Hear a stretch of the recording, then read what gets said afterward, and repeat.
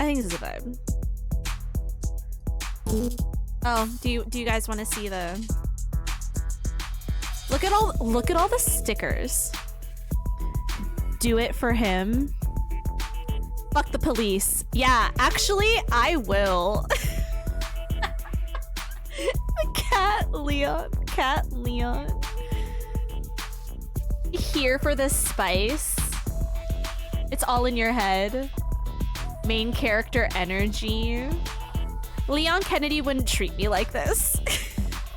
I love this so much.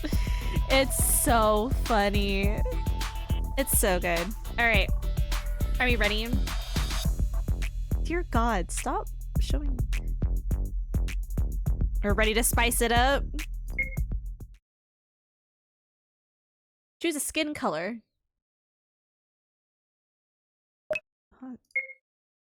Okay. I guess. You step out of the worn-out house, the door creaking behind you as it swings shut. The weight of your gear drags at your body, but it's not just the equipment, it's the years. You've been preparing for this night longer than you care to admit. Every step feels heavy, but you can't stop, not now. Your gaze lingers on the windows. Inside, the shadows of your old life remain, a life that feels like a ghost now. Photographs on the walls, dust-covered remnants of forgotten hobbies. There was a time when you had dreams. Other dreams. But they've long since crumbled, replaced by a singular consuming purpose. Hunting. You hear it. Birds flapping in a hurried ascent. You know what that means. Sunset is close. It's time. Are we hunting hot men? What are we hunting? The bonfire pierces the encroaching darkness. A lone beacon amidst the towering trees. Encroaching. I was like, I know I read that wrong. Encroaching darkness. My bad.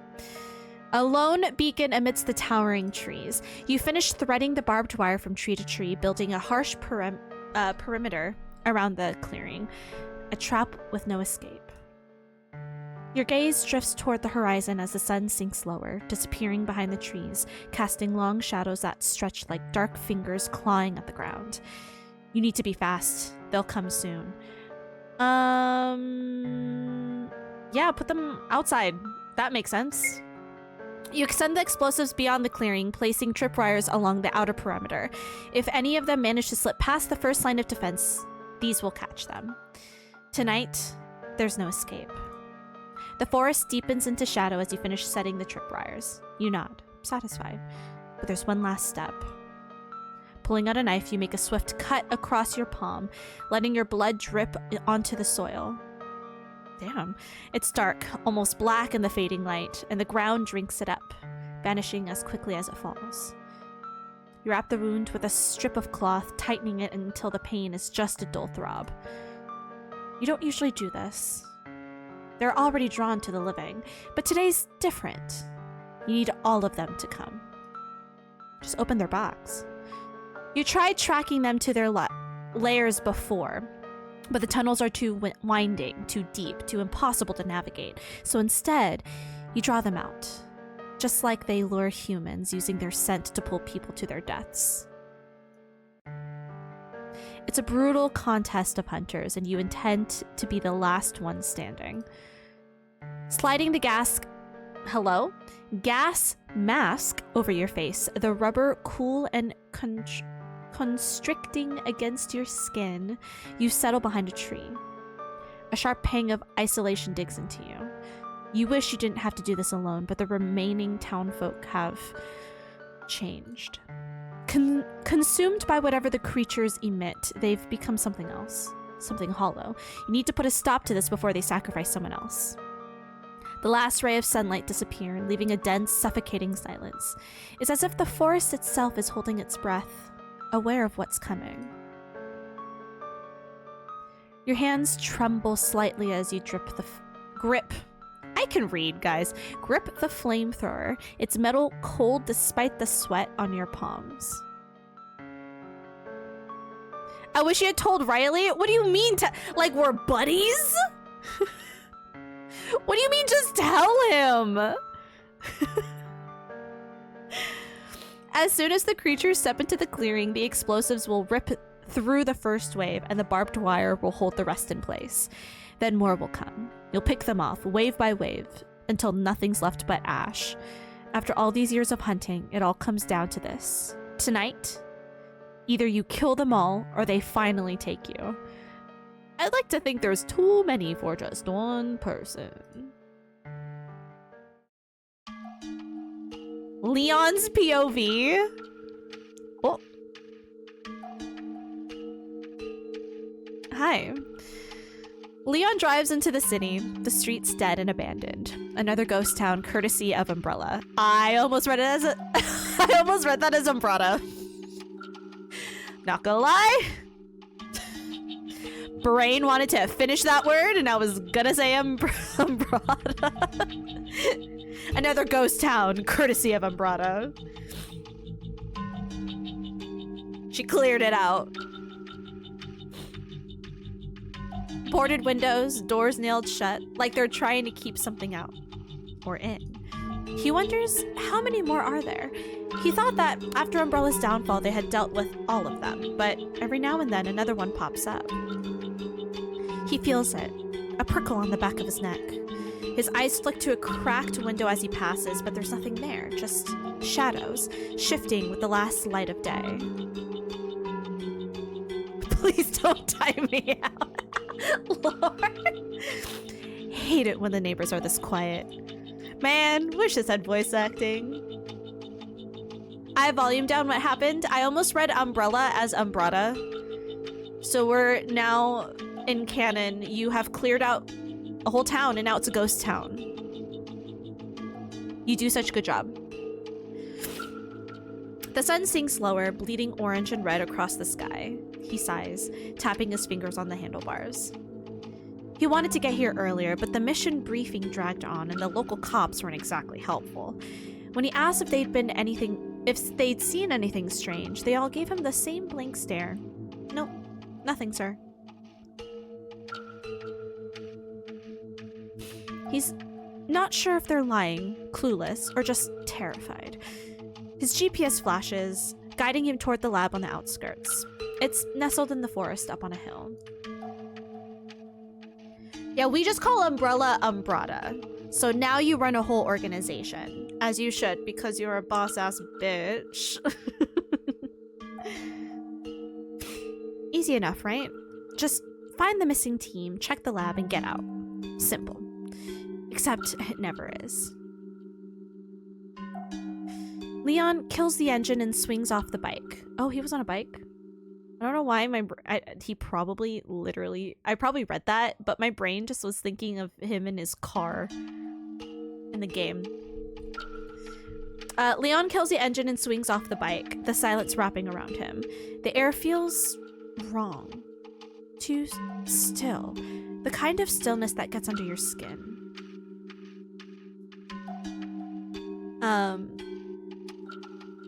The building I burned down was abandoned and they cleared those charges. Owner said I saved them having to tear it down. I mean, you're so helpful. You're helping the community, really. While being a boss-ass bitch and taking over a whole corporation. You know? You're awake? Hi, Keck. Okay, Leon, just another spooky forest. What could go wrong? Famous last words. He moves on foot, the ground soft under his boots, dead leaves muffling his steps. His hand hovers near his gun. The path is narrow, overgrown, and the shadows stretch out long in the fading light. Then he sees it. A flickering light through the trees. Leon stops, narrowing his eyes. Someone's here. Maybe it's the missing team, or something else? He steps off the path, crouching low behind a tree for cover, watching the bonfire pulse in the dark. Apparently not awake enough to spell. It's okay, you still got 4 minutes in your birthday. Your time. You get a pass. It's your birthday and you're pretty. Whoever's camping out here has terrible taste in ambiance. When a faint smell hits him. Bye, have a beautiful time. Bye, Mr. Ink. all the good sleeps and all the sweet dreams. Thanks for hanging out, even though a good portion of that was while I was away. Then a faint smell hits him. Sweet, cloying, almost floral. Cloying? What does cloying mean? As a smell? Cloying? He grips his gun tighter, muscles tensing as his instincts kick in. This isn't the usual rotting stench of vows. This is different. Wrong. Whatever's ahead, it feels like it's calling to him. Pulls you in. Ah, okay, that makes sense. I'm thinking of it like an actual smell. Ah. Okay, I see. Thanks, guys. Roll to seduce. You try it. You simping over some Leon too? Are you? Hi, Edwin. Wish he'd grip my gun tighter, if you know what I mean. Hey, yo. Hi, Edwin. How are you? The last of the sunlight slips behind the trees. Darkness closes in, and the light flickers again, casting eerie shadows that seem to reach for him. He moves forward, slow and steady, his senses on high alert. He's done this before, more times than he'd care to remember. Whatever's waiting in the dark, it's not going to catch him off guard. Y'all thirsty? I mean, look at him. Do you blame us? I mean, look at him. Whatever's waiting in the dark, it's not going to catch him off guard. Leon's head is getting foggy. His senses dulled. He can see the fire now, a huge bonfire lighting up the dark. Spotting an opening, he steps forward, but something brushes against his chest. A wire. Why is he blushing? The faint beeping reaches him a second too late. Guess I really walked into that one. The tripwire triggers, a deafening blast tearing through the air.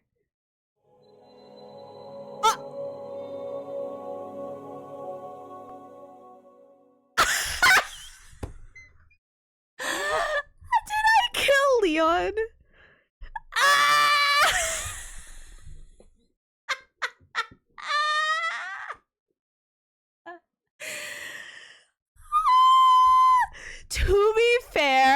To be fair, what I did was smart. I should put the tripwire around the perimeter as well, not just on the inside. Like, that makes sense. Leon should know better. That's funny.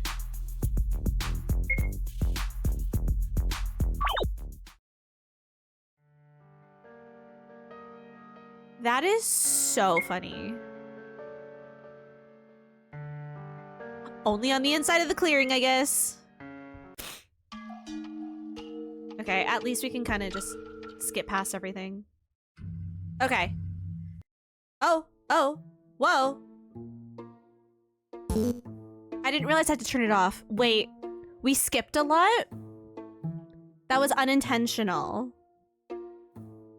Hold on, no, we skipped. I got this. No.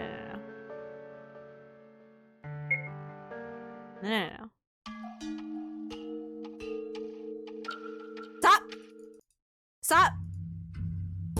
Oh my god! Why can't I turn it off? Okay. We'll just go from here. It wasn't like letting me. Your heart pounds and you steady your breath, the filtered air dry and stale against your lips. Fingers tightening around the flamethrower, you prepare to rise from your hiding spot, every muscle coiled. But then, movement catches your eye.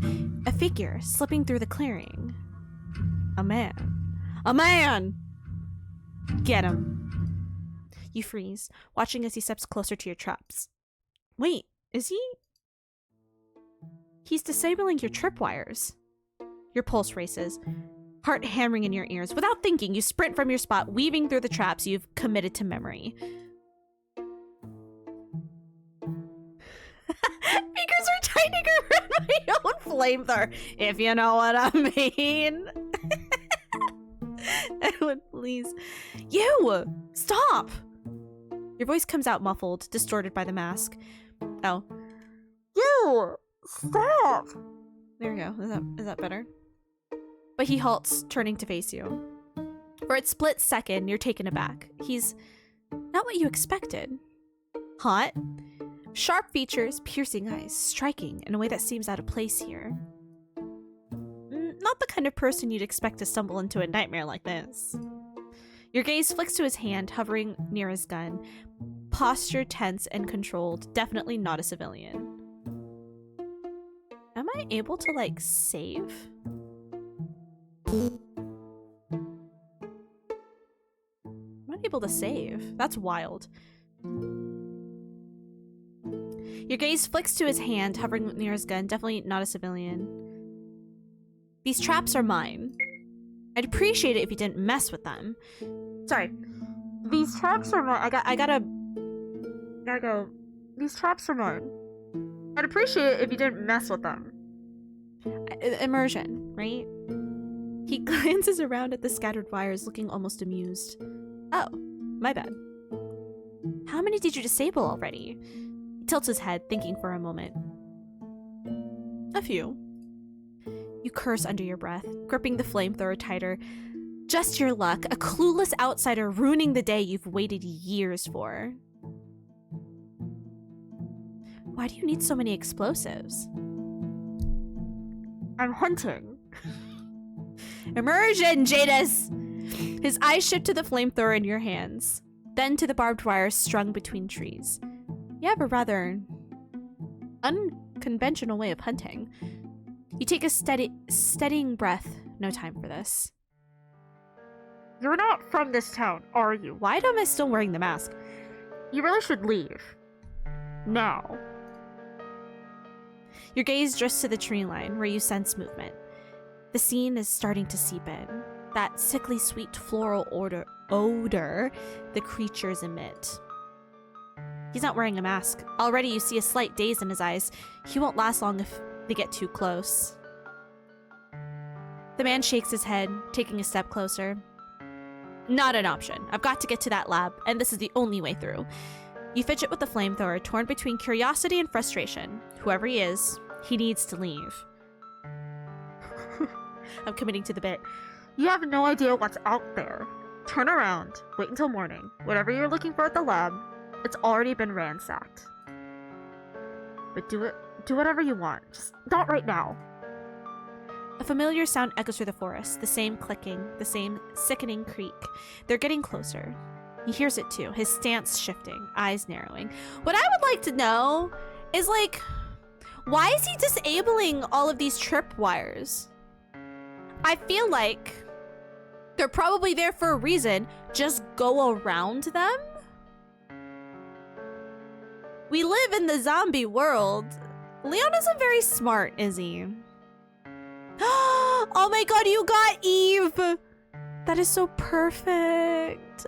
Hi, Alyssa. Hi. A familiar sound echoes through the forest, the same clicking, the same sickening creak. They're getting closer. He hears it too, his stance shifting, eyes narrowing. What exactly are you hunting? Before you can respond, yellow eyes blink to life at the edge of the woods. Dozens of them, gleaming like fireflies in the dark, shifting as they lock onto you. We just started game, and we already killed Leon. So, I think we're doing great. There are more than you expected, likely drawn by his scent as well. You can't fight them all without the explosives, which Leon is so dumb. Why would he? I wouldn't even want it. Commit to the bit. Run. You don't wait for his response. Explosives erupt, the ground shaking underfoot, but the creatures charge through the smoke faster than you anticipated. You dash forward, dodging traps, weaving through the maze of wires and explosives. Gunshots ring out behind you. You glance back, catching sight of him, firing at the creatures as he runs, somehow keeping pace. Save your bullets, it won't kill them! A sharp crack sounds, and suddenly, warm air seeps into the mask. A piece of debris must have punctured it. You're exposed now. No spare within reach.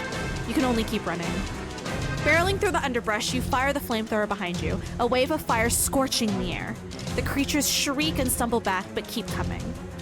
You see him aim, shooting one of the explosives rigged to a nearby tree. The explosion rocks the clearing and smoke blankets everything, the forest erupting into chaos. You run until you're far away, gasping as you tear off the broken mask. The cool night air fills your lungs, but it feels like failure.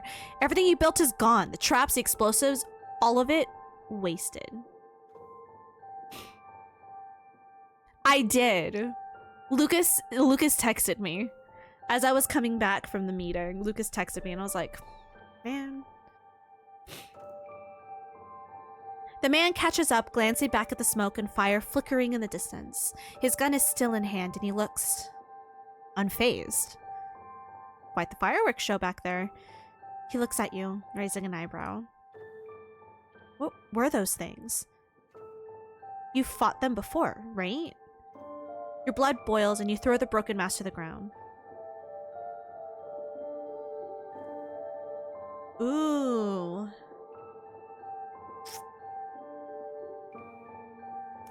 I mean, to be fair, it kind of is Leon's fault.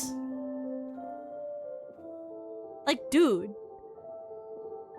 why did you disable all of my traps and disable all of my explosives? I had a plan. I was gonna be fine.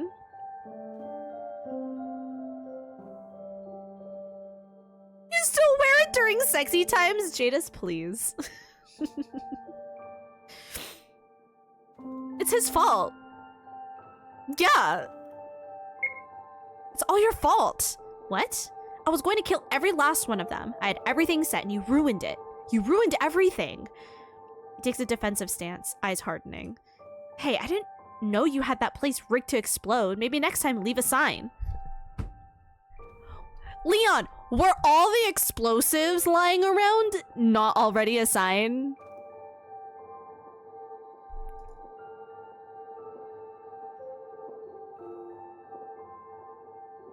Also, she's the only one here. Why would she need to leave a sign? Hello? Hit me, baby, one more time. I can't with you. You glare back at him. Leave, outsider, before you mess things up even further. It's not safe here. He narrows his eyes, looking at you with a calm that only makes your frustration flare hotter. Not for me. For you. You're going to get yourself killed if you keep this up. Excuse me? You're the one who almost got yourself killed back. You're the one who almost got yourself killed back there. I'm trained for this. I can handle it. You don't know these things like I do. They lure you with their scent. You want to get to the lab now? Go ahead. But you'll end up like everyone else who's tried. Dead. He pauses, and for the first time you see his expression soften slightly as he studies you. Did you see a team come through here? A lot of people come through here. They go to the lab, they get what they want, and they leave us to our fate. Or they go and never come back. Whoever you're looking for, they're probably dead. Or worse. The man looks back toward the forest. His expression turns somber, thoughtful. I need to go to the lab and figure out what happened to them. I'm not leaving until I do. You shake your head, unsurprised. Of course. They're all the same. Good luck. You'll need it. Without waiting for a response, you turn and march away, ignoring the ache in your chest. You'll have to start all over again. Rebuild. Rearm. Your hand finds the pendant resting against your chest. You grip it tightly, letting the familiar shape press onto your skin. I'm sorry. You storm back to the house, slamming the door behind you. The gear drops from your hands, but you barely notice. All you can think about is him, the arrogant outsider with his stoic face. You grit your teeth. He's going to get himself killed. You know it. He doesn't even have a mask. The second he gets close to the lab, he's as good as dead. You told him to leave, warned him what was out there. If he dies, that's on him. Clearly, he walked into a trap. I don't think he's very smart. You owe him nothing. He ruined your plan, your final chance of saving the rest of this town. But the thought of him stumbling into the lab clueless gnaws at you. Why the hell do you care? You shouldn't. You don't. But you do. Leon's POV. Despite the hunter's aggression, Leon decides to heed her warning. He waits until early morning before heading to the lab, her sharp words still lingering in his mind. He could... If only I was buddies with Riley. Let me just call him up real quick. He can't shake the thought that she left too abruptly, without giving him a real chance to help. He could have used more intel, and maybe kept an eye on her too. The last thing he wants is to watch another life get swallowed by Umbrella's mess. They've taken too much already. He shakes his head, recalling the fierce determination in her eyes, the way she seemed set on wiping out those creatures at any cost. There's no doubt in his mind that bows are involved here. I'm gonna call it bows. It's easier. He's seen Bowser. He's seen enough of Umbrella's twisted work to recognize the signs. It's almost impressive in a grim way that she's held her ground for so long. The lab looms ahead, abandoned and half crumpled. He pushes through the entrance. The hunter hadn't been lying. The place has been thoroughly ransacked. Papers scattered, equipment smashed. Whatever was here is long gone. Perfect. More loose ends. Umbrella had so many labs scattered around the globe. It's been nearly impossible to track them all down. Some, like this one, escaped the government's eye, but not the mercenaries. He looks around, wondering what they stole this time and what it might lead to. Another outbreak? Another bioweapon? It's always something. As soon as he finds what his new threat is, the better.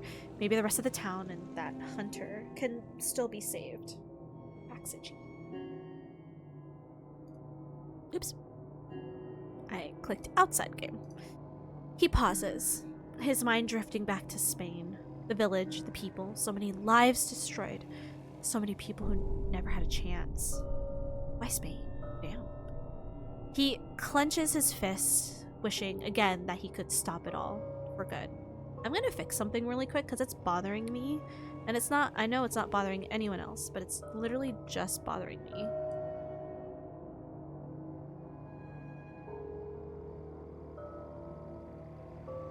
Give me 1 second.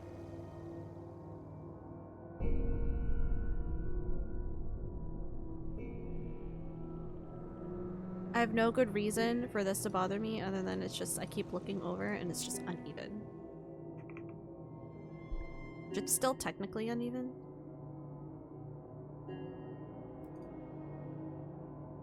Better.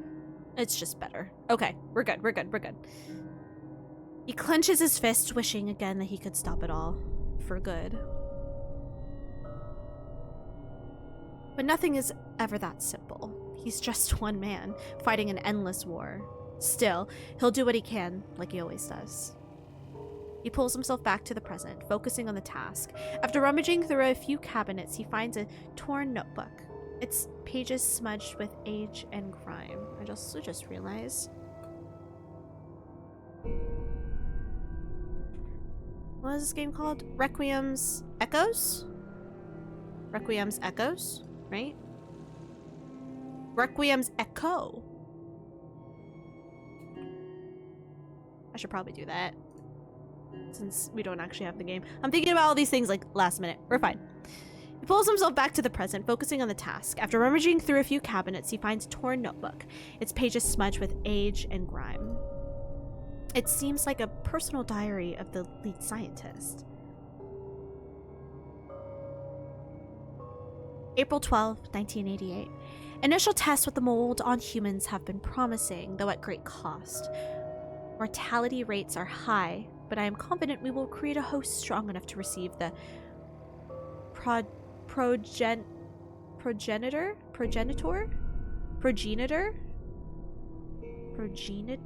virus? I'm gonna call it the Pro virus. Or the P virus.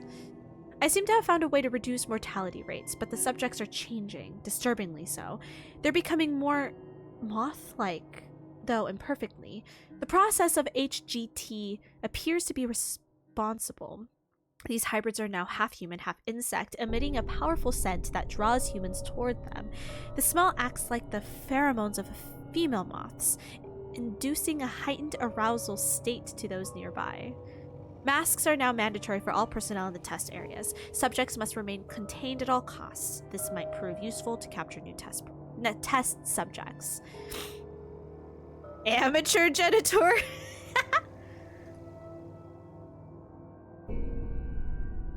The townsfolk whisper about a creature of folklore roaming the forest. Mothman? Mothman. Is this the origins of Mothman?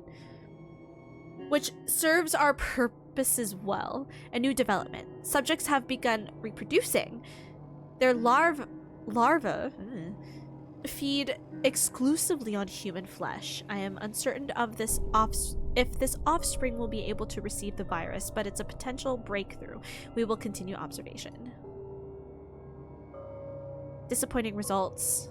The offspring are weak, unable to withstand viral integration. It appears that the strength of the parents is critical. Only the strongest host can pass on resilience. The weaker offspring have been discarded. I will require more test subjects. Stronger young adults, preferably those in their physical prime. This town's population will be depleted soon if we're not careful. Leon flips the page, but dozens of entries are missing. Years torn away, leaving only the final one. Frantic, scrawled handwriting, as if the scientist had written it in his last desperate moments. Umbrella has cut us off. The facility is compromised. Someone set the creatures loose. They're everywhere, and the staff have begun to fall. I've managed to escape with my mask intact, but the end is near. There's no redemption for me, but I will seek forgiveness all the same. The church. Perhaps it's the last place I'll find peace. After that, I'll leave this cursed town for good. The church, huh? He radios Hunnigan, relaying the situation and the contents of the diary. He promises to notify the higher-ups and arrange the reinforcements, but of course, it'll take time. Leon sighs. Reinforcements always take time. I'll send you the blueprints we have on file for the lab. There's mention of an underground facility. Looks like you'll need a key card to get in. Understood. Thanks. He follows her directions and finds the door to the underground section, but as she'd warned, it's locked tight. He'll need to get in if he wants to find out what happened to the missing team. Just as he's about to search elsewhere, he hears a faint noise. Then a familiar scent reaches him. Sickly sweet, cloying, I know what that means now, with a strange floral edge. Didn't the hunter say these things only came out at night? The smell thickens, his head swimming slightly. He snaps his gun up, instincts kicking in as something shuffles closer in the dark. He fires, the gunshot ringing out, but the creature barely slows, advancing with a twisted, insectoid screech. Then, flames light up the room. He turns. Oh yeah! He turns, catching sight of the hunter, her face obscured by her mask. Gas mask. Relief flares up, but it's brief. What? Am I committed to the bit? Or am I gonna be in a gas mask the whole time? What part of bullets don't work didn't you get? Or do you just like wasting ammo? Leon's jaw tightens, annoyance replacing his earlier relief. Of course, she has to make this difficult.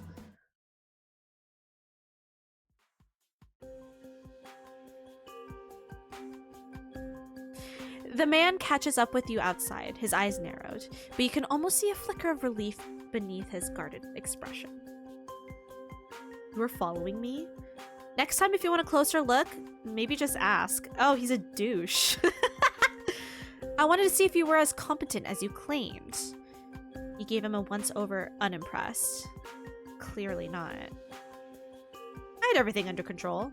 You scoff, not even trying to hide your frustration. Sure. If you plan to stick around, you'll need a mask, outsider. I won't always be here to save your ass. With the shirt off, please? Exactly. I need to examine you. Make sure you're okay, you know? Name's Leon. And I figured that out myself. Thanks. Shake your head and turn on your heel, ready to leave him to his fate. I found a door to an underground section of the lab. You pause, glancing back. The creatures probably hide there during the day. That's where their nests are. You'd never be able to kill them all without going down there. Well, they reproduce. Yeah, so that makes sense. And to get in, you'll need a key card. He nods toward the lab entrance and looks back at you, his gaze steady. And supplies, if you want to blow this place sky high. You raise an eyebrow skeptical. We? I'm not thrilled about it, but you're going to keep hunting them anyway, right? Might as well join forces. He searches his face for any sign of deceit, but he just stares back, annoyingly calm. You don't trust this guy, but you're willing to take any chance to end this, even if it means teaming up.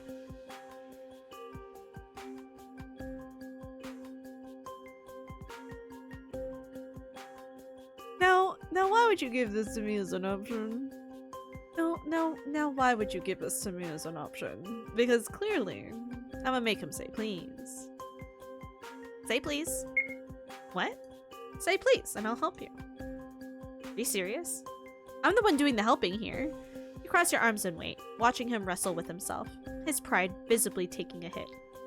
Finally, he sighs.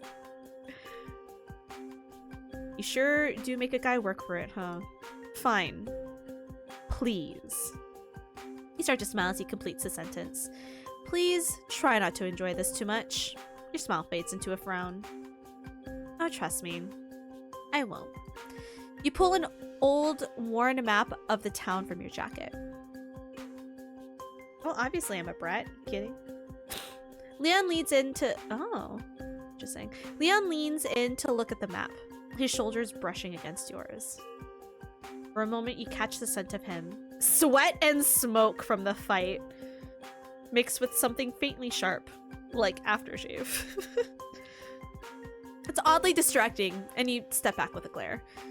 Here's the layout of the town. Most of the gas masks have been destroyed by the town folk, but we might find a few at the... You swallow your throat tightening. Fire station. His eyes flick to you, catching the hesitation in your voice. Why did the townsfolk destroy the masks? Memories flash through your mind of glassy-eyed townsfolk in a crazed frenzy, their minds lost to the pheromones, the endless...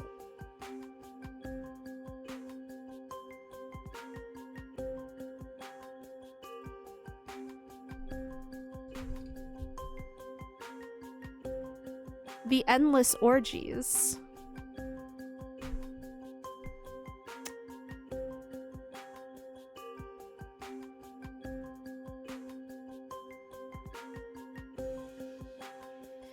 The way they practically worship the creatures now, like twisted prophets of some new grotesque religion. It's against their beliefs. I had a few spare ones, but they got destroyed yesterday thanks to a noisy outsider. Maybe you should have kept them somewhere safer. And maybe you should have never come here. A faint smirk tugs at his lips, his voice dripping with sarcasm. Then I'd have missed out on meeting such a charming person as yourself. You glare, hating the way he just won't back down. The way he seems to find humor in every jab. And where can we find explosives? You jab a finger at a spot on the map. Here, the construction site. There should be some left in the crates. With any luck, they're still intact. Leon studies the map with a furrowed brow, then nods. The keycard is probably at the church. I found a note about it back in the lab. He looks up, meeting your gaze with that infuriating calm. You're the local. Where do you want to start? Oh. Ooh, where should we go? Should we get explosives? Should we take me to church? Or should we walk in on an orgy? Should we save the orgy for last? I feel like we should save the orgy for last. Get the masks first? You know what? That is fair.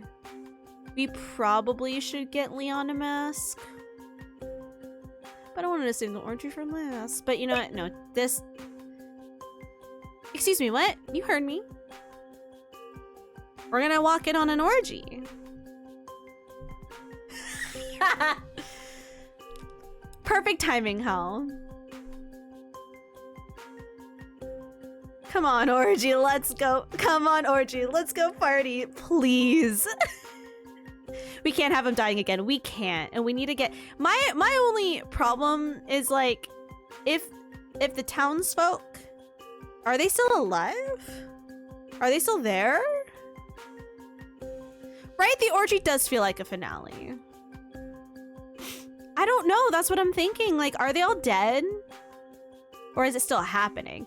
We should get the gas masks, though. Like, actually, though, like, we should get the gas masks. You take a deep breath and walk inside the fire station, just as empty and abandoned as it was the last time you came here. Okay. Damn, no orgy. That sucks. But now, standing inside it again, you feel the weight pressing down harder than before. The memories flood back uninvited. The sound of your father's...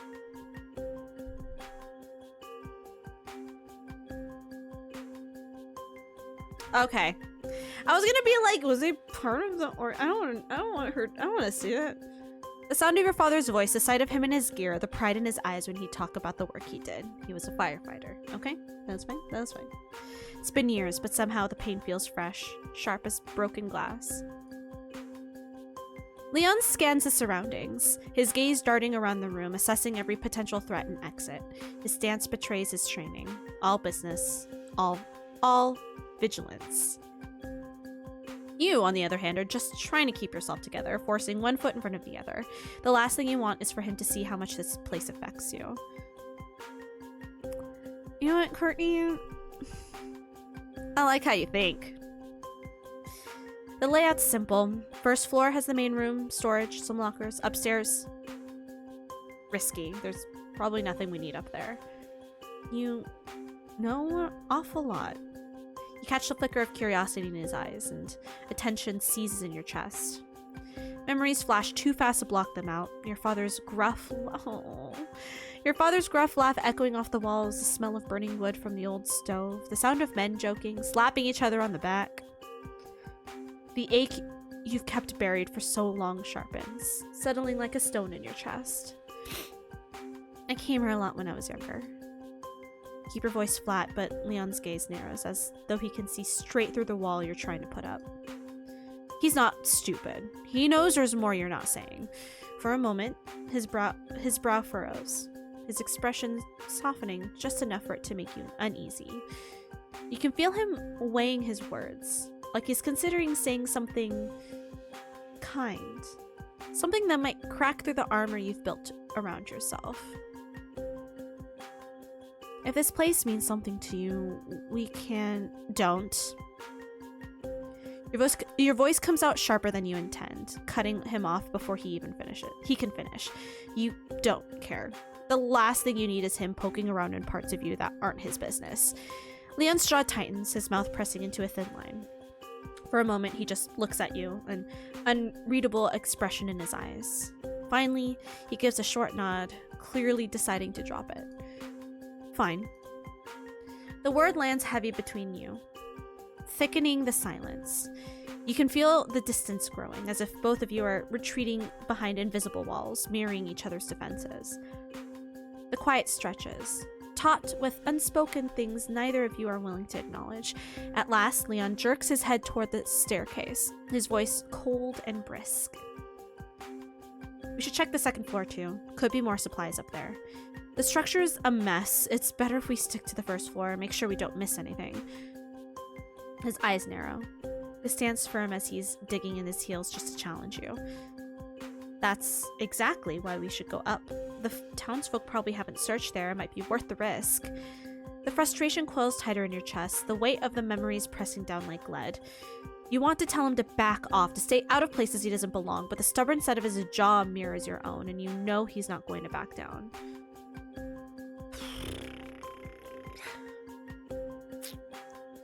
I don't know.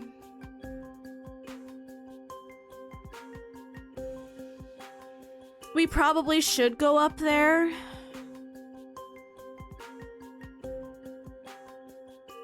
But the last time Leon took the lead in something, he killed himself.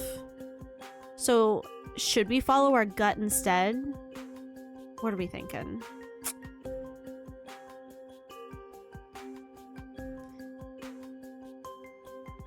feel like we'll be fine. We should be fine.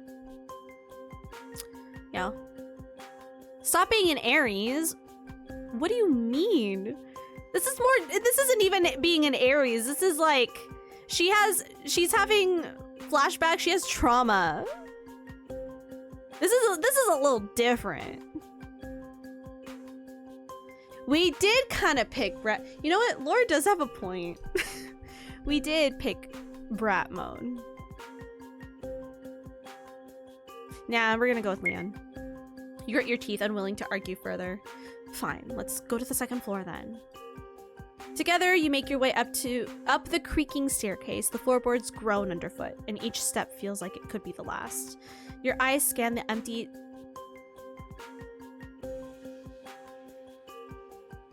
Favorite word alert!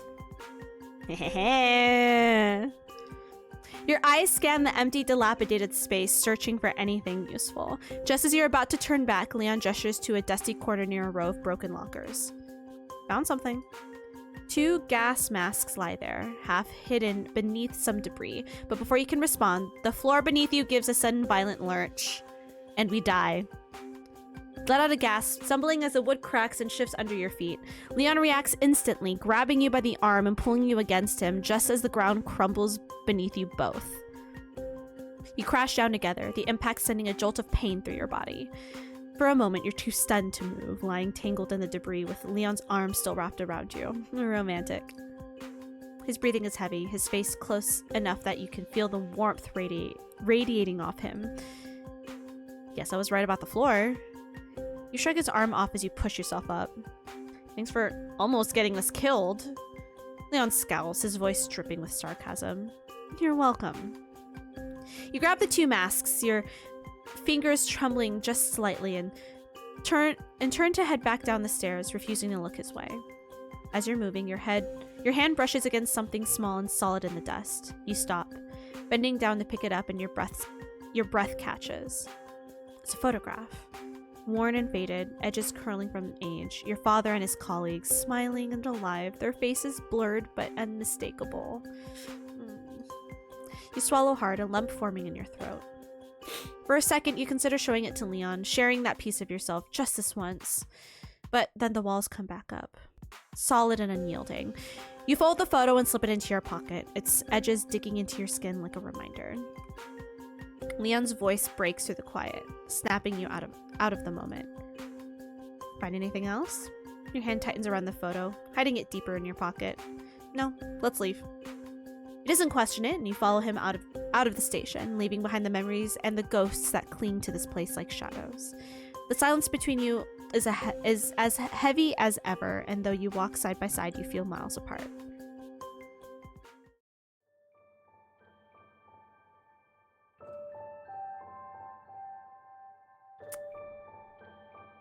I should be making them get closer, shouldn't I?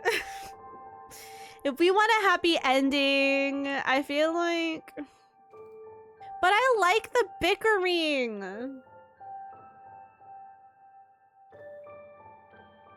Look at this craft. By the time they reach her house, the sky has deepened to a dark, heavy blue, and the evening chill has settled around them. She stops abruptly at her door, noticing a bloody note tacked to the wood, a smudge of crimson smeared across the words.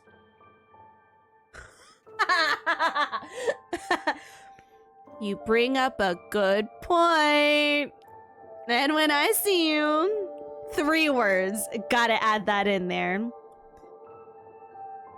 Frenemies to lovers? I mean, I do love an enemies to lovers trope. They don't hate each other? Not yet. She stops abruptly at her door, noticing a bloody note. She reads it with a scoff, crumbles it in her hand, and tosses it aside without a second thought. Leon glances down, catching the streak of ink mixed with dried blood. What does it say? She gives a dry, humorless laugh. One of the town's leaders is warning me off, saying I've killed too many of their precious creatures. They don't like the balance being disrupted. She shrugs, an edge of bitterness in her voice. They tried to stop me before. Nothing new. Aren't they going to come after you for that? Let them try. Tone is sharp, edged with a weariness that speaks of repetition. If they do, I have other hideouts. She pushes the door open, stepping inside without looking back. Leon follows, and the place hits him like a wall. A strange, stifling mix of mothballs and plant oils. The windows sealed tightly, curtains drawn to block out any stray pheromones. As she moves through the small space, her movements are precise, each step purpose-driven. She glides over to a concealed compartment in the floor, pulls it open, and retrieves a gallon of fuel, refilling the flamethrower with a practiced hand. She doesn't spare him a glance, acting as if he were just another fixture in the room, an afterthought. Sleepover! Leon watches her, seeing himself reflected in her harsh routines, the methodical way she checks every corner. Every movement screams survival, but it's more than that. She's wrapped herself in layers of armor, bound tight by invisible barbed wire, keeping the world at arm's length. He's worn that same armor himself, felt the sting of each barb, and he knows how hard it is to let anyone get close.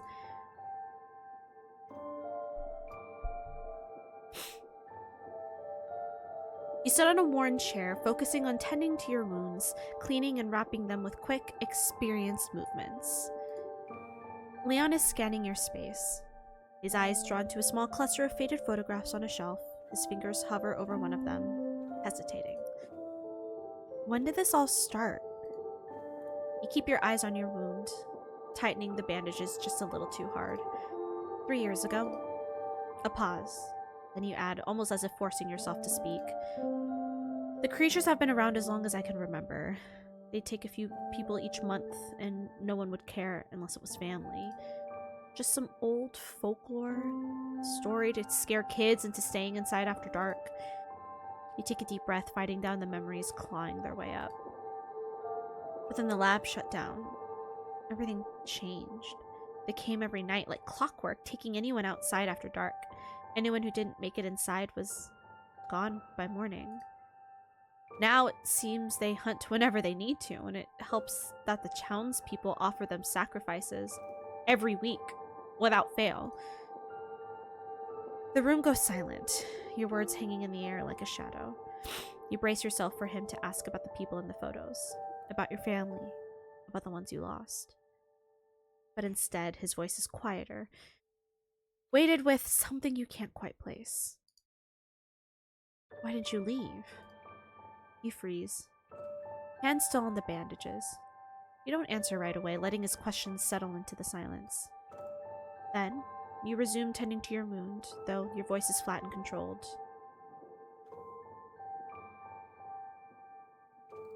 I made a promise. Ominous. I'm not leaving until every last one of those things is dead. No point in a promise if you're not around to see it through. He nods toward the wounds you've earned along the way, and you roll your eyes. Spare me the lecture. Someone had to fight. It just ended up being me. He steps closer, and your body goes rigid, instinctively pulling back.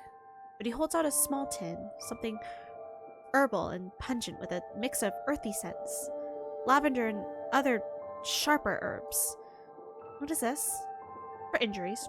Works wonders. Where's that spray? Give me that spray. Gotta heal myself with a magic spray. Hesitantly, you take it, your eyes never leaving his. You study him for a beat, finally breaking the silence. Who exactly are you? He looks at you, his expression unreadable, a flicker of something cautious before he answers. Government agent. It makes sense now. His calm in the face of creatures, the way he handles himself during the day. But that doesn't explain everything. You said you were trained for this kind of situation. How many times have you dealt with things like this? Too many. He sighs. And for a moment, his face softens, his guard slipping just enough for you to catch a glimpse of something deeper. I was a rookie cop the first time it happened. I had to learn the hard way. And afterwards, I didn't exactly have a choice. For a brief second, you see something raw in his eyes. Something that feels uncomfortably close to your own reflection. You didn't have a choice either. Not in any of this.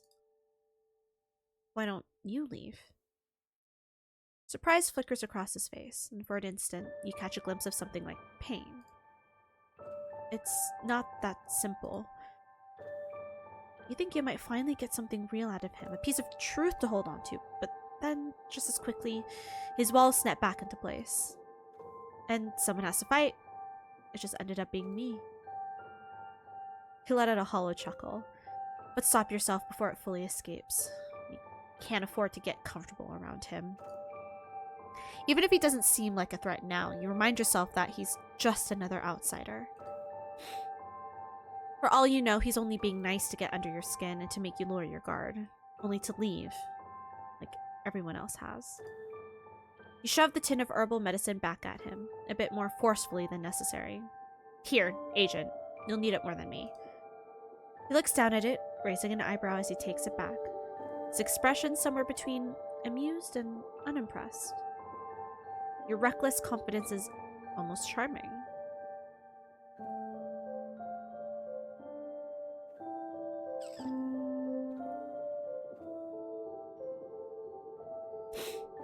I could say the same to you.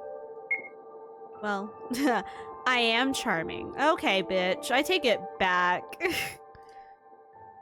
With a roll of your eyes, you settle onto the couch, lying down with half an eye on the door, and other on Leon, who sits a few feet away with his back to the wall, quietly disassembling and cleaning his guns. Disassembling, my bad. Your eyes close, but your mind stays alert, every creak of the old house keeping you tethered to consciousness. It isn't just the threats outside that keep you awake. It's the stranger sharing your space. The one person who could throw everything you've worked for into chaos. Sleep. I'll take first watch. You start to protest, but he cuts you off with a steady look. If we're going to be a team, you'll need to trust me. You don't respond, but you allow yourself to sink into a light, restless sleep, your senses half tuned to the sounds of the night. The hours stretch on, the room cloaked in heavy silence, and yet, with Leon there for the first time in months, it doesn't feel quite as suffocating. Despite the friction, the guarded words, and the walls you both refuse to lower, his presence makes the silence feel just a little less unbearable. You wake up to the sound of soft clattering in the kitchen. Your muscles are stiff, your body still on high alert as you blink your eyes open. The scent of something cooking hits your senses. Something you haven't smelled in a long time. You sit up, rubbing the sleep from your eyes. The morning light filters through the cracked window, casting muted shadow across the room. When you finally focus, you see him, Leon, standing by the stove, frying something in a pan, his back turned to you. What are you doing? He can cook? Keeper in my eyes. I agree.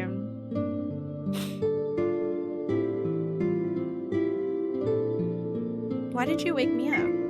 Leon glances over his shoulder before turning back to the stove. You look like you needed the rest. Probably. I don't need your sympathy. We're going to be fighting together. You need to be alert. What about you? I'm fine. You place the food and sets it down on the table, gesturing to it with a casual wave. You eye the meal with narrowed eyes, suspicious but intrigued. Leon shrugs. Dig in, or don't, more for me. You sit down reluctantly, glancing at the food. Simple but warm. The smell is actually kind of nice. Though you'd never admit that, either. Don't put that thought in my head, Courtney. Courtney. Don't you dare put that thought into my head.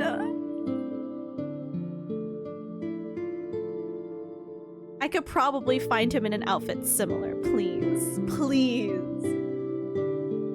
Oh, no.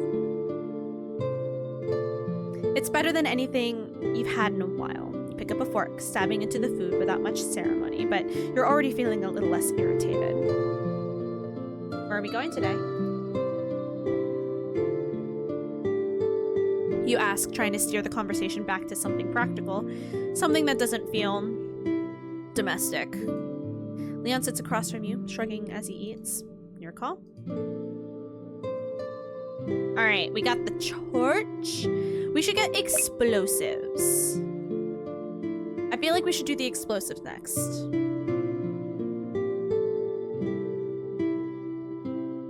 We'll do explosives. The construction site looks the same as you remember. Rusting metal frames, cracked concrete, the piles of debris waiting to collapse at any moment. A maze of danger even before the creatures started to roam. You've gotten most of the explosives. You know, okay, sorry. You know what I just realized? I'm like, where do I know this music from? Other than the fact that I know it's royalty-free music that they're using, I played a game that has this music. It's the Magical Girls game that we played. This is the same music. It literally just randomly hit me. Like, it's from our Magical Girls game. Our Sapphic Magical Girls game. Well, it is royalty-free. They definitely use royalty-free music, so you've definitely heard it elsewhere.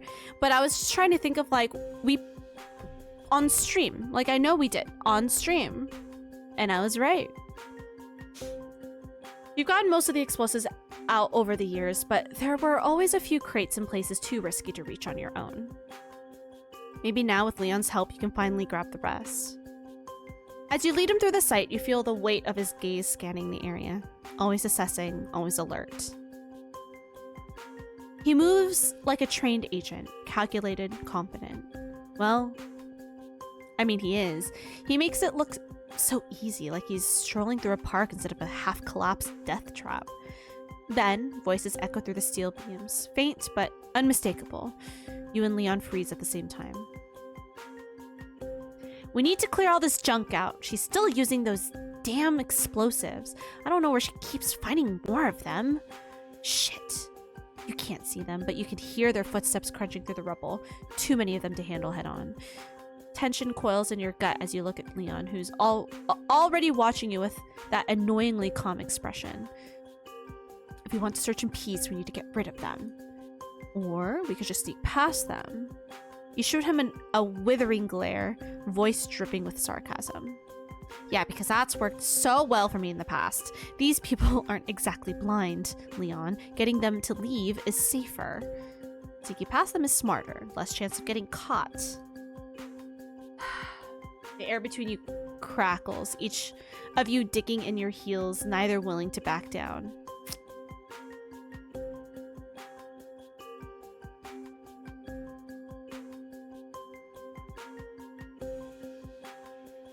But, like, what would we do to make them leave? That's the thing. Like, what... Girl, what sort of plan do you have? You know, like... Deception? Throw a pebble? Ooh, pebble! Runs out. Leon, sweetie, you almost got us blown up. Exactly. The soundtrack of the internet? Kevin Mc... Oh, I have no clue. I have a question. I might have an answer. What is your question? Also, I'm gonna run ads really quick. I'm gonna run ads. We're gonna pause. I'm gonna run ads, and then we'll get back to it. I have an unpublished VOD, and the views are going up on it still. That's weird.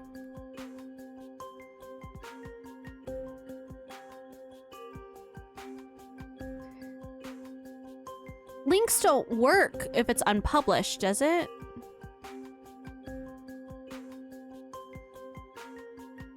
Yeah, I have no clue.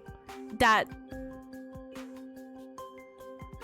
absolutely, I have no clue unless like maybe it's late view counts if you had just recently unpublished it, you know? I have no clue. Let me know what you find. That's very interesting. I'm gonna take this off. It is getting stuffy in my room.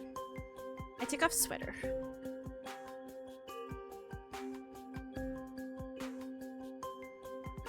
I'm gonna wait for the ads to finish and then we will continue. Huh. Oh, that one that you got gifted?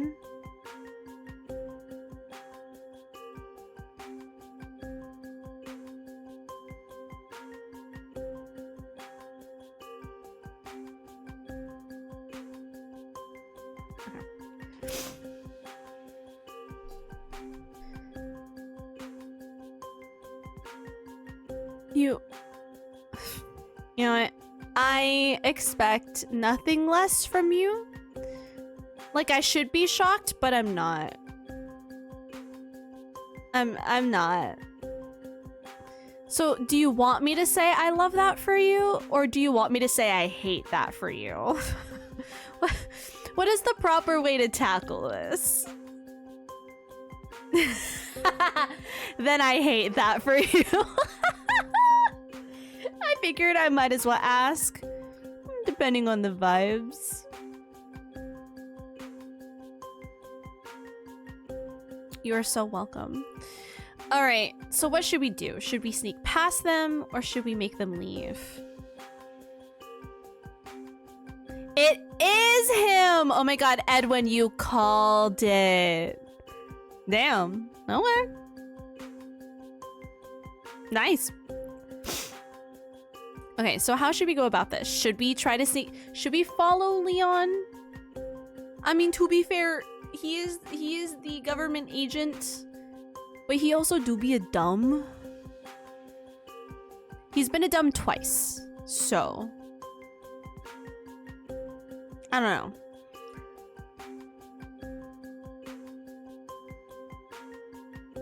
But he hasn't died yet. I know what I need. I'm doing a lot of reading. I can't. I was gonna eat one of my coffee candies, but I'm like, I'm doing a lot of reading. Well, I don't see what sort of plan we would have to make them leave, so we're just gonna sneak past them. Like, she doesn't have a plan. She doesn't even... It's like, we're just gonna figure it out somehow. I'm like, girl, you figure it out now. Like, what do you mean? You let out a frustrated sigh, but relent. Fine, let's do it your way this time. You both crouch low, moving quietly through the sight. Leon takes the lead, his movements smooth and silent. You follow, every muscle tense, hyper-aware of the townsfolk patrolling nearby. The faint sound of their voices is a constant reminder of the danger. For a moment, you can almost feel his confidence seeping into you, steadying your own steps. After what feels like forever, you reach a cluster of crates. You start rummaging through them as quietly as possible, but they're empty. You glance at Leon, frustration simmering. Searching stealthily will take too long. Then a voice shatters the silence. Who's there? Stop right there! Your heart lurches, and before you can even process the words, gunshots ring out, echoing through the crumbling site. You and Leon bolt, adrenaline flooding your veins as you scramble over broken concrete and piles of rusted metal. Shouts chase after you, growing louder, closer. You stumble, and Leon's hand shoots out, grabbing your arm and pulls you up just in time, keeping you from face-planting into a pile of debris. Finally, you manage to lose them, ducking into a quieter, hidden section of the construction site. Once you're clear, you pull your arm free, wincing as a sharp pain flares up in your leg. Was I shot? Great plan, Leon. Real smooth. Hey, at least we got a workout in. Leon, you're dumb. Cardio's important. Leon, you're dumb. Fucking gym bro. You roll your eyes, but hold back a harsher retort. The two of you search the crates nearby, working quickly. After a few minutes, your hand finally lands on a stash of explosives, and you lift it with a sigh of relief, but a part of you wonders if it'll be enough. You move to a different crate and try to pry it open. But Leon, we're trying to survive. Exactly. Let me. I can do it. I know. I just don't want you to get hurt. You give him a skeptical look, arching an eyebrow. Look at you. Being a gentleman. I always am. You huff as he steps in, taking your spot with that infuriating calm. But in his eagerness, oh my god, perfect timing! Hi, Joe! We're here simping over Leon.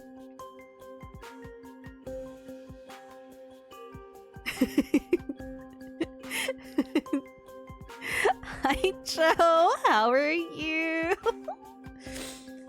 But in his eagerness, his shirt snags on a jagged piece of metal jutting out from the crate, tearing down one side to expose a strip of bare skin. Is his shirt just gonna slowly rip apart throughout this whole process? Because, I mean... Joe, how are you? How you be, friend?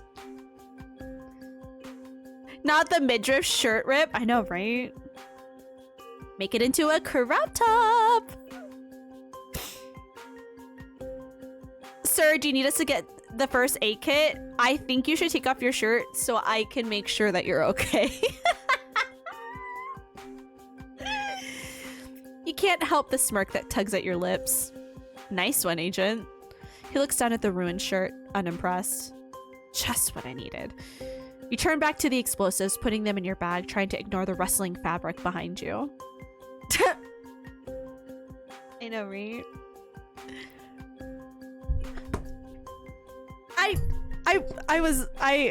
I was joking.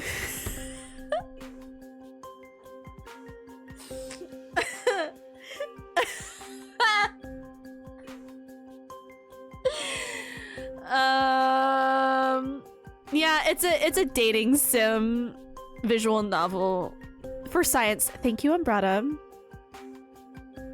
Can I clip this? You can clip anything.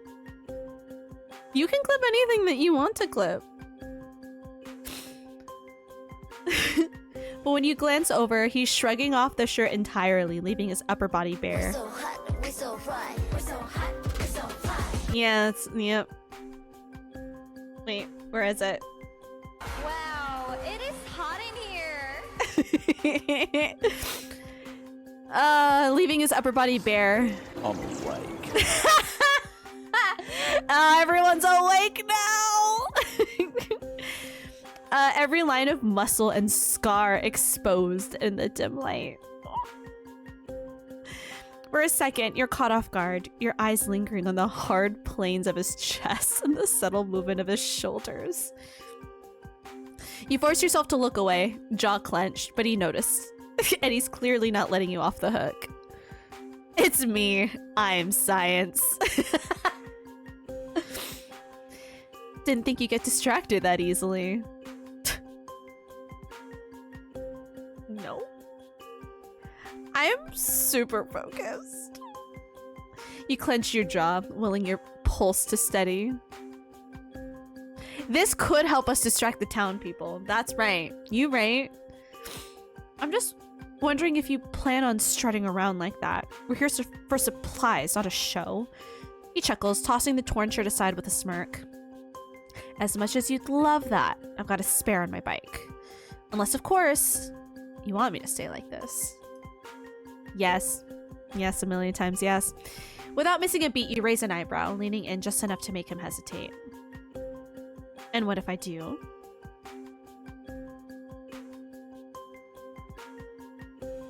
See. He blinks, clearly not expecting that. You let a small, mocking smile slip through before pulling back. Relax. I'm messing with you. As if I'd ever want that. Let's go.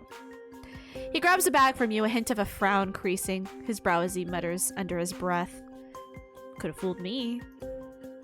You roll your eyes, turning on your heel and heading toward the bike, but as you walk, you can feel his gaze lingering on you, like he's trying to puzzle something out.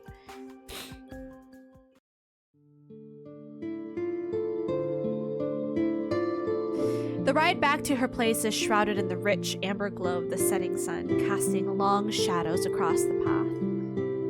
Leon tries to focus on the road, but it's hard to ignore the warmth of her thighs pressed against him. The way her grip tightens every time they hit a bump. She's distracting in an infuriating, impossible to ignore way. We're riding the bike. Yes. Yes. We are riding the bike. As they near her place, he spots a small group gathered on a street corner.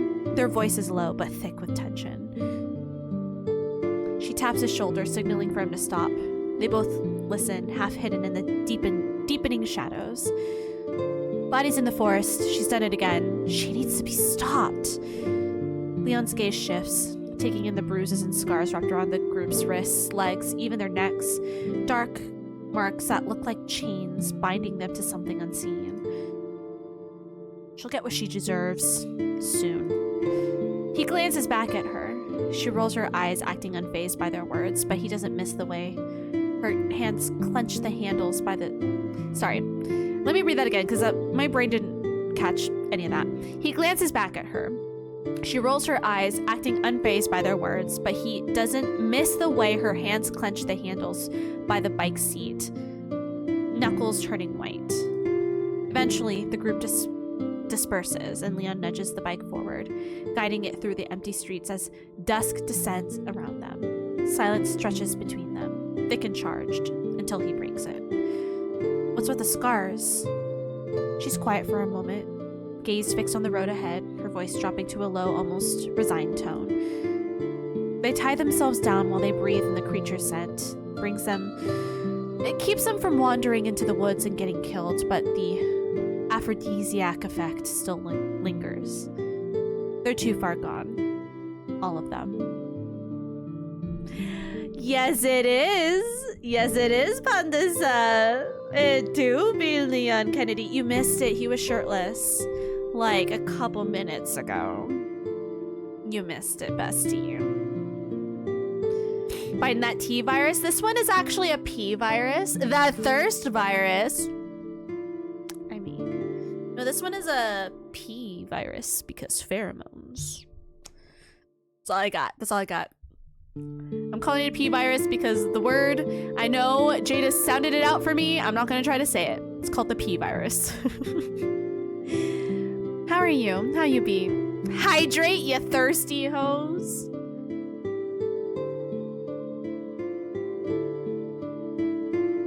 I guess. What is this game? So this is a visual novel. So February, we do visual novel month, where majority of the games that we will be playing, aside from like community night and some of our sub goal streams, are going to be visual novels. So, because, you know, Valentine's. This one was suggested by, I think, Lore. Was it you that suggested this? It is literally an indie game that is, it's a Leon Kennedy dating sim. That's about it. That's all I got for you. There is a story. When we started this game, we did kill him. But to be fair, he kind of deserved it. Because we did the right thing. We set up traps in the right places. And Leon, who should be trained and much more aware of his surroundings, just walked into one of the explosives. And we killed him, like, immediately. So, Gummy is finally wearing off. Holy crap. Oh my goodness. Means you gotta take another one. Keep the high going. But, like me entering the stream tonight, a thirst trap? Exactly. Exactly. They're too far gone. All of them. A shiver runs down his spine, unexpected and unwelcome. He decides to shift the mood. Well, it seems you're pretty popular around here. She huffs as if shaking off the weight of the conversation. I am the most popular in town. Get your facts right. He accelerates the bike, jolting it forward as they weave through the empty streets. Her arms instinctively wrap around his waist, pressing her body firmly against his back. Glancing over his shoulder, he smirks. You better hold on, Miss Popular. Hold on tight, Spider Monkey! I am not sorry. I'm not sorry for that. I like Leon over Chris. And you bring up a good point. I also like Leon over Chris. But, yeah, no. Chris would punch a rock if he heard that. He would either way. He would either way. I'll hold on all right, just tight enough to choke you out. She pinches his side hard, and he fakes a yelp of pain through a grin, catching the smile in her voice. At least he managed to break through her walls, even if just for a moment.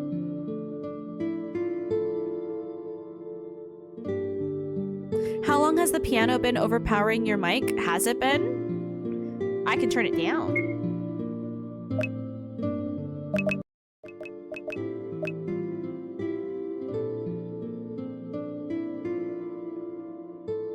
It was above me? Interesting. No one said anything! Why didn't anyone say anything? You sit on the floor, turning your focus to your bandages. Leon managed to lift the mood a little on the right back, but the heaviness still lingers. Sadness twists in your gut as you remember the faces of the townsfolk you once knew. People who had welcomed you. People whose stories you'd visited. Whose homes you'd seen with your family. We were distracted, and you know what? That's so valid. That is so fair. We were a little distracted. I had volume down to see. And again, so valid. Sadness twists in your gut as you remember the faces of the townsfolk you once knew. People who had welcomed you, people whose stories you'd visited, whose homes you'd seen with your family. Now they're hollow, driven only by the urge to kill you. The memory hits harder than you'd like. You reach for a spot on your back where an old wound has started to ache, maybe even opened up again, but you can't reach it. Cursing softly, you drop your hand, feeling both exhausted and helpless. Leon moves closer, crouching beside you. His face is unreadable as his gaze shifts to your wound. Something unspoken flickering in his eyes. Can I? Sure. Yeah. You hesitate. That makes a bone-deep exhaustion and something deeper, something harder to name, unsettling you. But after a beat, you nod. If you help me with my injury, yeah, sure. Why not, sir? His hands move to your back. The press of his fingers steady, careful. The touch is firm, yet gentle. You feel the warmth of his fingertips, the weight of his focus, and you flinch, unprepared for the unexpected tenderness. A lump rises in your throat, and you realize that it's been years since anyone has touched you like this. Damn. With such care. It hits you harder than any wound could. Did it hurt? No. Keep your gaze fixed ahead, focusing on the sharp, earthy smell of the herbs rather than the heat of his hands on your skin. But it's impossible to ignore him completely. He asks where the spare gauze is, and you mumble its location, barely aware of the words leaving your mouth. When he finishes, his thumb lingers, grazing over your skin as if he can't quite bring himself to let go.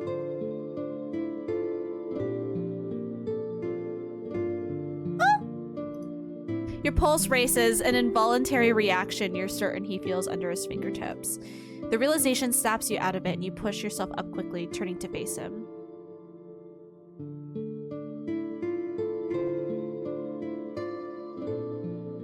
Thank you.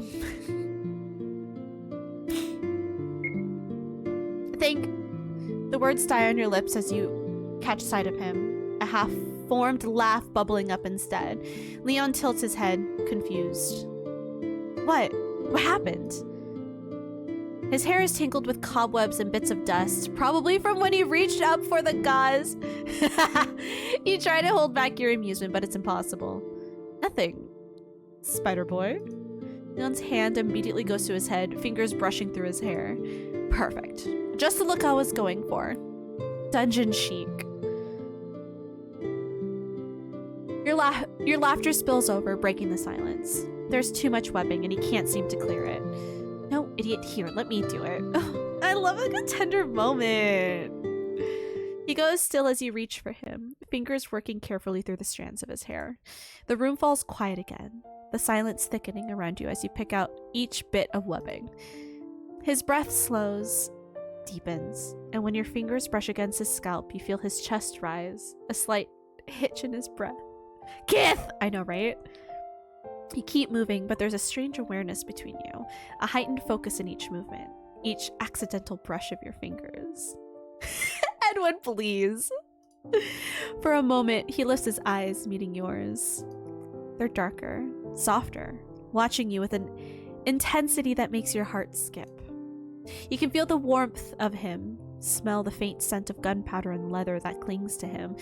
And when his gaze drops to your mouth, he lets out a breath. Small, almost soundless, but heavy. Kith. Do it. Just Kith. His shoulders tense like he's holding himself back, fighting some internal battle. Your pulse hammers, your fingers pausing in his hair, frozen by the realization that his hand is hovering close to your waist, close enough that you feel its warmth even without the touch. Just kiss. The tension. The moment the moment stretches, something electric in the air between you both, your breath mingling in the charged quiet. I ain't a quitter. We wait. You pause, holding his gaze for a second longer, the air thickening between you. Leon shifts, blinking as if breaking a spell, and then shakes his head, taking a half step back, his eyes darting everywhere, but at you. You clear your throat, hoping he can't hear the faint tremor in it. I'll take first watch tonight. You should rest. He watches you almost like he's about to argue, but something in your expression, or maybe in his own exhaustion, stops him. He gives a small, reluctant nod, then settles down on the couch. You watch as he finally lets his guard drop, even if only for a moment, his shoulders relaxing into the cushion as his eyes fall shut. I know he's blushing. You glance down at your fingers, the tingle lingering, reminding you of the warmth that still caught between you both. The warmth of the sun fades slowly, casting the room in muted shadows, soft and heavy. You settle onto the floor, flamethrower in hand, half alert to every shift, every quiet sound from where Leon sleeps. Leon Kennedy. Yes. Yes. I do be Leon Kennedy. Hello, how are you? How you be? Insomniac. How you be? Welcome in. You settle into the floor, flamethrower in hand, half alert to every shift, every quiet sound from where Leon sleeps. Oh no, it actually is. Oh, I thought you knew what we were playing. Like, no. Quite literally, it is Leon Kennedy. Welcome to Requiem's Echo, a Leon Kennedy visual novel dating sim. Welcome to Visual Novel Month. You missed him shirtless like 10 minutes ago. Cack. Meow. Let me live. Despite the pull of exhaustion, you resist, staying alert, eyes sharp as you keep watch. Just as your mind begins to drift, a soft, choked sound pierces the silence, half muffled, yet unmistakable. Leon stirs restlessly, his face twisted in the dim light, caught in the throes of whatever nightmares haunt him. Oh, baby girl. I'm very passionate about science. The faint, pained sounds feel like a punch to the chest, striking too close. No, he's not a snorer. He's having, like, a nightmare. Without thinking, you cross the room, sitting beside him, and place a hand on his shoulder, gently shaking him awake. Leon, wake up. His eyes fly open, wide and unfocused, his gaze meeting yours with a mix of fear and confusion. His breath is uneven, and for a moment he doesn't move, doesn't speak, as though he's still trapped somewhere else. Baby. Slowly his gaze sharpens, taking in the familiar surroundings. He rubs a shaky hand over his face, his forehead damp with sweat. A faint shiver runs through him. You're unused to offering comfort, familiar with the vulnerability of it, but you remember small, distant gestures, how your parents would hold you, ground you when the night grew too dark.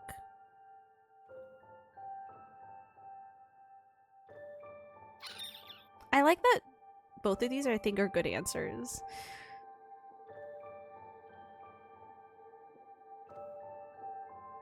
It's over now, you're safe. Just focus on my voice. He blinks, his gaze flicking to you as if grounding himself in your presence. The wildness in his eyes fades slightly. Acting on instinct, you lean in closer, your hand lingering on his shoulder. His body shifts towards yours, unconsciously seeking out warmth and steadiness. Just kiss already! He presses closer, his hands finding its way to the small of your back, his fingers flexing as if searching for something solid to hold on to. It's too much, baby. I know. I don't know what scares me more, the things I've seen or the idea that this might be the rest of my life. Oh, I barely remember what normal even feels like. Without thinking, you pull him in tighter, committing the feel of his warmth and the steady press of his weight against you to memory. I get it. I wish I didn't, but I do. He hums softly, a sound halfway between relief and resignation, his tension melting as he lets himself lean into you. His breathing steadies, and for a moment the two of you are wrapped in a shared silence, the kind that feels less empty and more whole. You start to imagine, just for a second, what a life like this would be, where these quiet, stolen moments weren't so rare, where his touch isn't fleeting.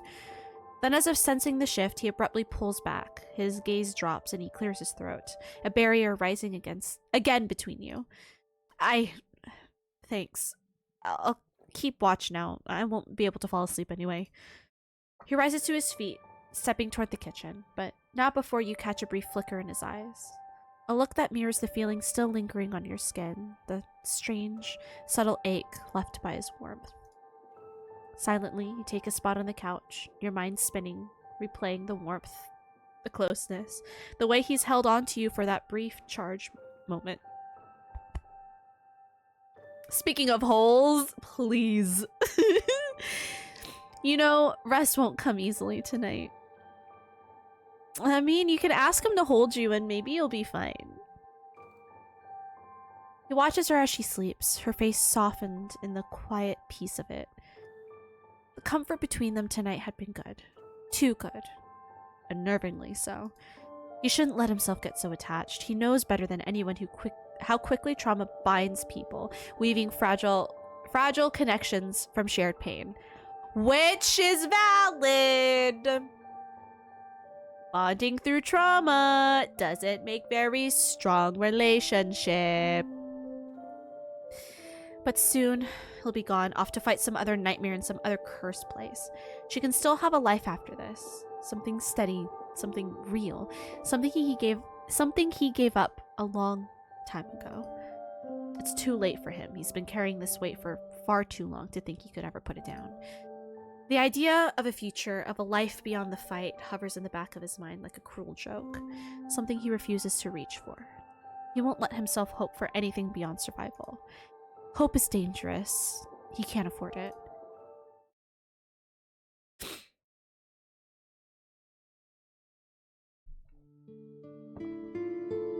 Okay. You wake to the soft light of early morning filtering through the sealed windows, a quiet stillness hanging in the air. For a moment, you let yourself lie there, gathering the fractured pieces of last night in your mind. His warmth, the way he leaned into your embrace before pulling away. The echo of it lingers, a faint ache that tightens in your chest. But when you finally sit up, any trace of that moment is gone. Leon stands near the door, his back to you as he checks his gear. His movements sharp and efficient, a steely resolve masking any vulnerability he'd shown. He doesn't look at you, doesn't even acknowledge your presence as you rise. The contrast is jarring, the memory of last night's closeness dissolving into the cold distance of his posture. Breakfast is on the table. Eat. We need to move. You frown, an edge of frustration tugging at you. His tone is clipped, his eyes hard as he straps on his gear, every action radiating an almost palpable wall of distance. It's as if he's put up another layer of armor overnight, shutting you out entirely. Good morning to you, too. He pauses, and for a split second, you catch a flicker of something almost guilty on his face. But it's gone as quickly as it appears, his gaze hardening as he turns back to his gear. How do you feel? Fine. Don't get the wrong idea about yesterday. His words sting, colder than you'd expect.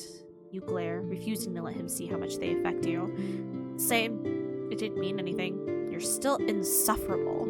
Good. Good. Fine. Fine. You square your shoulders, swallowing down your own frustration as you gather your things, each movement pointed and deliberate. After last night, this cold detachment feels like a slap, a calculated retreat back into distance. One more stop, and then you're nearly free of this hellhole and everyone in it, right?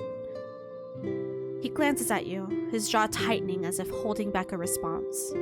For a second, you wonder if he'll soften, but his face stays set, a mask of indifference. Right? It's a dismissal, plain and simple. You force yourself to look unfazed as you gulp down the breakfast he prepared, refusing to let him see how much his sudden shift has gotten under your skin. The silence between you is thick and heavy, each of you moving with a determination that borders on anger. Spend the day lugging equipment back and forth to your hideout near the lab, loading up on fuel and explosives, taking turns on Leon's bike. The work is grueling, made worse by the tense silence that lingers between you. You barely speak, and when you do, it's clipped, cold, a silent truce at best. By the time you reach the church, the sun is dipping low, casting the place in a shadowed crimson glow. Everything feels on edge. You can't tell if it's him or the damn mission. Maybe we shouldn't be going at night. You test the door, but it's locked tight, so you and Leon find an open window, pushing aside scattered debris as you climb inside. The smell hits you immediately. Thick decay clinging to the air like a warning. Your stomach twists. The interior is in disarray. Overturned pews, shattered glass littering the floor, dried bloodstains smeared on the walls. Near the altar, bones and tattered clothes lie in a haphazard pile, some looking fresher than others. A chill runs down your spine. Have the townsfolk been using this place for sacrifices? Moving cautiously, you scan for the key card until Leon gestures up to the wooden balcony, pointing to a white lab coat hanging loosely over the railing. A skeleton slumps over it, twisted and limp. I'll go get it. No, I will. His gaze snaps at you, cold and challenging. If you're so eager to get yourself killed, go find some other way to do it. You clench your fists, stepping up to him, close enough to see the hard line of his jaw. This man grates on you, always assuming he knows best. The frustration, the tension, it's coiled so tight in your chest so you can barely think straight. If I wanted your opinion, I'd ask for it. Don't pretend you give a damn about me. The venom in your voice cuts through the air, and for a second you think you see something flicker in his eyes. Something dark, like frustration, but edged with something hotter. Huh? He opens his mouth to reply, but before he can, a slow, wet scraping sound echoes through the church, dragging along the floor. The sun dips lower, casting an ominous red glow over the scene. Creatures. Inside the church. Again, why are we there at night? That's what I want to know. Like, who... We should have waited one more day. I don't know. Leon doesn't hesitate. He grabs your arm and pulls you toward a shadowed corner where a small confession booth stands. You resist, glancing back at the mask that fell to the ground as he tugged you forward, but his grip tightens, dragging you into the cramped space before you can think twice. You barely make it inside before the heavy footsteps close in, filling the silence with a sickening shuffle. The pheromones hit you first, a heady, overpowering scent, sugary and dark, coating your senses like a blanket you can't escape. Your skin prickles with heat, a flush creeping up your cheeks, your pulse quickening. You bite your lips, struggling to resist the hazy, tingling sensation coursing through you. Leon's jaw tightens, his eyes narrowing as he fights the same effect. Did you guys not bring the gas masks? Confession booth? Forgive me, Daddy, I've been bad. His breaths are shallow, each exhale brushing warm against your neck. His hand finds yours, the contact grounding and electrical at once. With trembling fingers, you rip open a mothball package, thrusting it close to your to both your noses.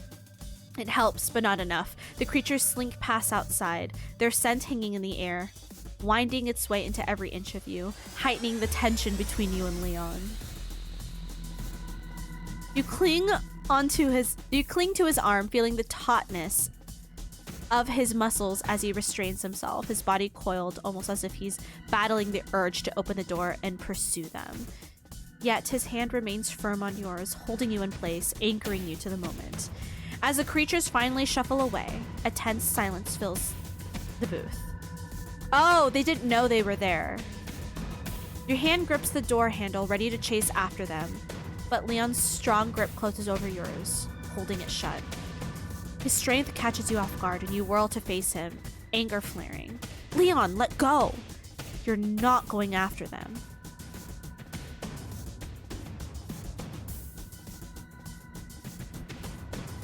Argue. The words ignite something fierce inside you, and without a second thought, you push him hard, pinning him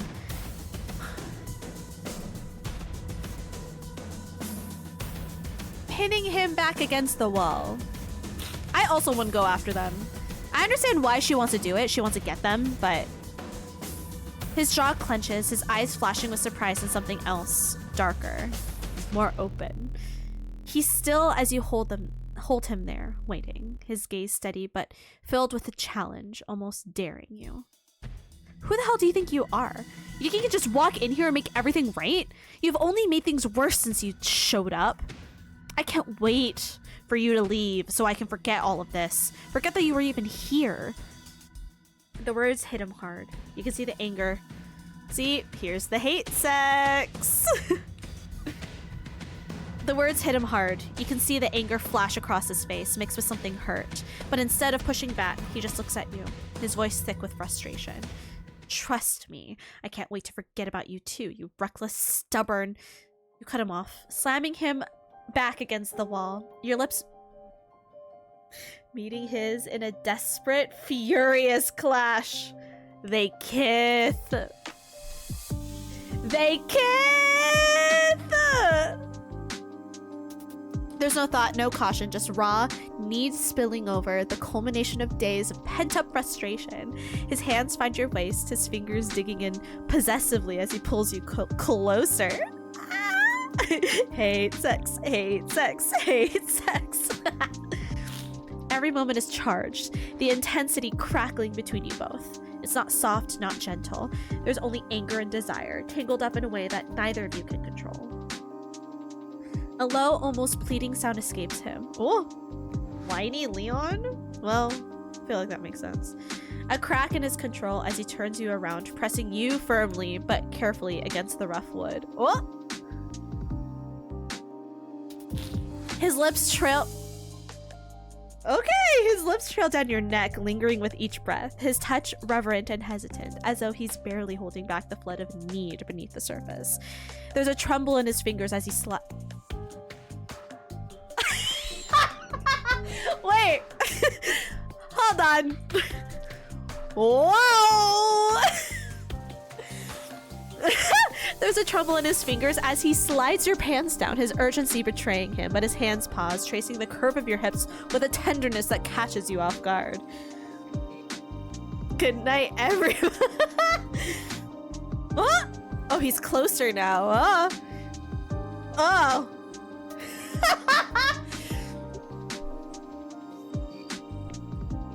And here is the AO3 section.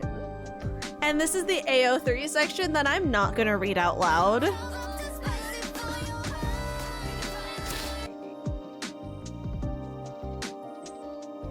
the church of all places.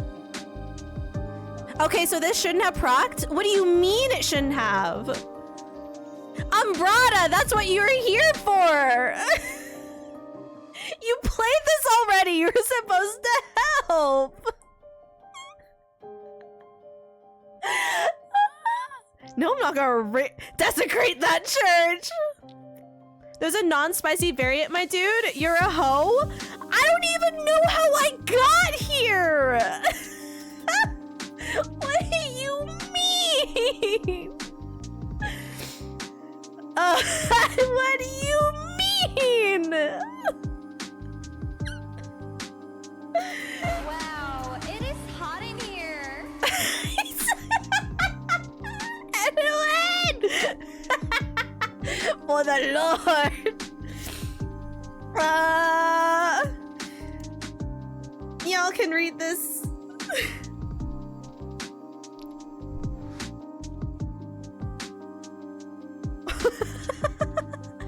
Oh. Consent? We do love a king who pauses for consent. I'm a slow reader.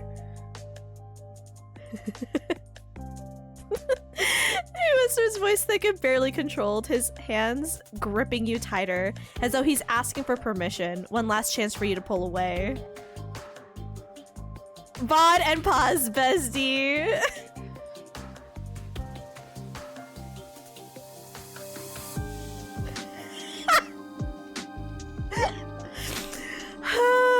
I love it. But instead of answering, you lean back into him, your silence permission enough. I mean, I guess.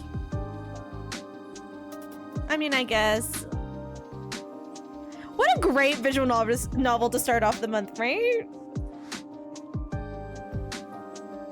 Not a sound. We're not attracting those things back here.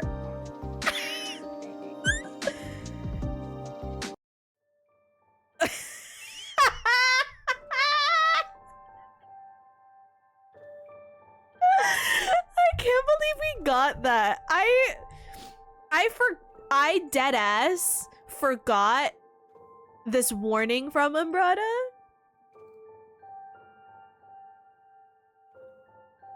Edwin, if you would like a Leon Kennedy fanfic recommendation, bestie, I got you. I have a favorite that I like to go back and read. But it's a long one. It's a doozy, but it's written really well. It's the only Leon one I've read, actually, because she made it into basically like 2 books. So the main fic it takes place during Resident Evil 2, but an AU of Leon is actually working for Umbrella and meets Reader there. Claire's still part of it, and Claire still has her whole like side story. But Leon is posing as a cop, but is actually working for Umbrella. But obviously he changes his ways. Oh, I think the whole thing is Reader, us as Reader, we are actually the daughter. And there's like and then what's her name? The daughter in the game is like some other little girl. Something like that. But then she decides to make she literally wrote her own like same characters, but it's quite literally it's like she wrote her own book where it's the Reader and Leon are working for the government together. Ada does make appearances in that one, but it's mostly like new people, like original characters. It's done really well. Edwin wants the game. If Edwin wants the game, Umbrata has the link. If Umbrata would like to share. Oh, see, do not steal. After a moment, he pulls back, adjusting his clothes, his expression hardening as he casts his gaze toward the door, into something conflicted, flickering in his eyes before it fades. He glances at you, almost uncertain, as you clean yourself with a tissue and throw it away. Okay, that's... I'm gonna assume I had tissues on me. Okay. I don't know what happened. It's the pheromones, my dude. You scoff softly, tugging your pants back up, the lingering ache of him making it hard to ignore the pull you still feel. You roll your eyes at his attempt to brush it off. It was just the pheromones, Leon. Right. Just the pheromones. If you know what I mean. Oh yeah, they did do it. It's just the fade to black. The tension simmers between you. And though part of you wants more, your mind is clear enough to recognize the need to leave. Now. If the pheromones effect had been any stronger, you're not sure either of you would have stopped in that cramped booth. Oh. Cramped booth. Wait, did we get the card at all? When you mount his bike, Leon reaches back for your hands, guiding them around his waist. His fingers linger a heartbeat longer than necessary. That final touch stirring the heat that hasn't quite left your body. You rest your cheek against his back, letting the warmth of him soak into you, a small, reluctant smile hidden from his view.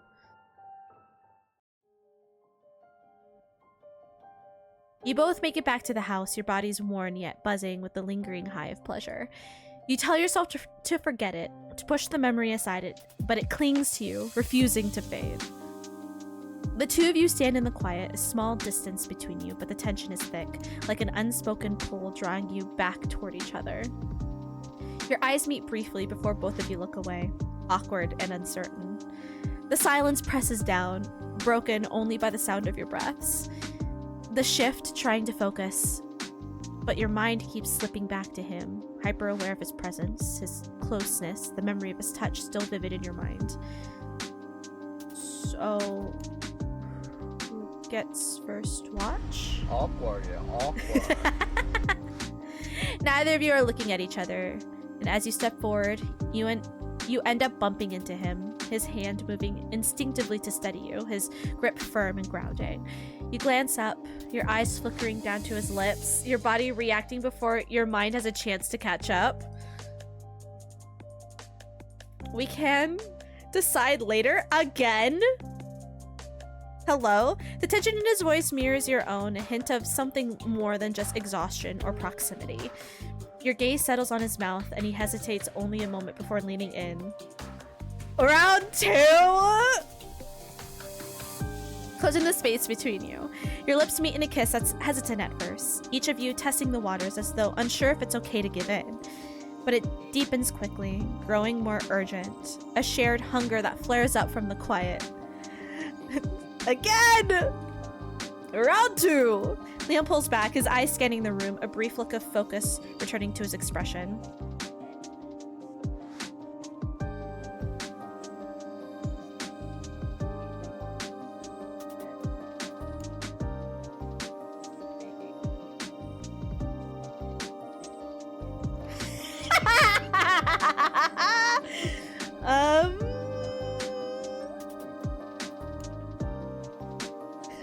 Why do they give us this option? Look, all I'm saying is for scientific testing, we should do it again to make sure if it was or wasn't the P virus. The penis virus. Continue. You don't pull back. Neither does he. The kiss deepens, your breaths mingling as the urgency builds, the tension stretching. If this leads to another sex scene, this one's not on me.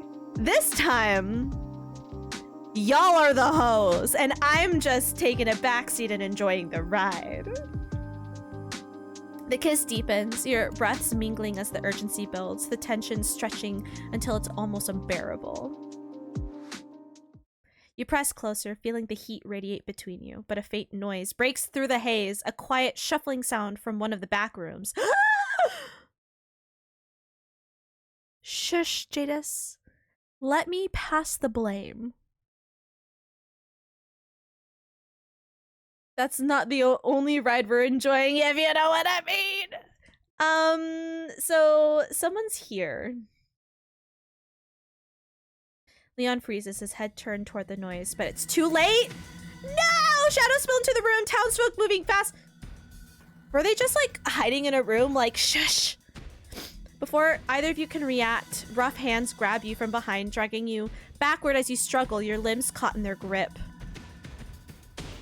Leon fights back, a flash of anger in his eyes, but he's overpowered too, forced to his knees beside you. Oh no, is he gonna die? When you regain consciousness, you're in a cage, cold iron pressing against your back. Your gaze darts around the dimly lit clearing, only to see Leon lying across from you, stirring, his expression clouded and disoriented. A figure steps forward, the leader of the townsfolk, his eyes glinting with dark intent as he studies you both. I tried to reason with you, but you won't listen. So now, you'll see it. Feel it. You push against the bars of the cage. Let us out! Soon, you'll be one of us. He disappears in the shadows, just as a sickly sweet scent fills the air, thick and cloying. Okay, they keep using the same adjectives. I'm glad to know that I know what it means now. It seeps into your lungs, spreading through your body with a heady warmth, fogging your thoughts, clouding your senses. Dread pools in your stomach. You push against the bars again, desperation flooding you, but they hold fast. The unforgiving metal biting into your skin. Good night, ho. Have good sleeps. Heat floods your veins, a flush crawling up your neck as every inch of you feels electrified, hypersensitive. You push against the bars, instinctively trying to get closer to the source of the scent, but the cage holds firm. Frustration and desire mix, intensifying with every breath as the scent works its way through you, impossible to resist. Your gaze falls on Leon, and you see he's affected too, his body tense, shivering as he grips the bars, his chest heaving. His gaze meets yours, his eyes dark and filled with the same aching need. He fights it, jaw clenched, but you can see it's only a matter of time before the pheromones overwhelm him completely. The primal urge to move, to feel, is consuming, and when the need to follow the creatures finally subsides, a different heat takes place, pulsing through you, desperate for release. Your body's too hot, every nerve straining, and you turn to Leon, feeling the pull of him, the closest between you and the only relief from the unbearable ache. You reach out, your hand finding his, and he shudders under your touch, his grip tightening as if holding onto you is the only thing keeping him grounded. I can't take it anymore. I need you. You close the distance between you, succumbing to the pull. Your mind has... Does it happen again? Is this round 2? In that moment, nothing else matters. Not the cage, not the watching eyes, not the twisted situation you find yourself in. Oh! Okay, voyeurism? There's only you and him lost in the heat that won't fade. We got... Nope. So I hate that ending. So I kind of hate that ending. Hello? A tape comes out of the TV. You grab it. You have a feeling you should give it to someone. Oh. Oh. So I am confusion. America, explain!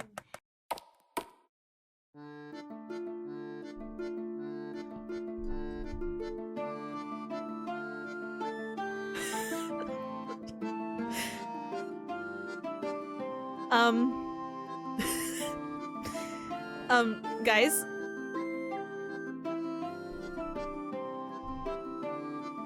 Someone is humming a spooky tune. First of all, I'm a pirate and I love it. Oh, hey, you're back. Come, let's have a talk. Wait, dog. The little dog wags his tail and barks at you as if in greeting.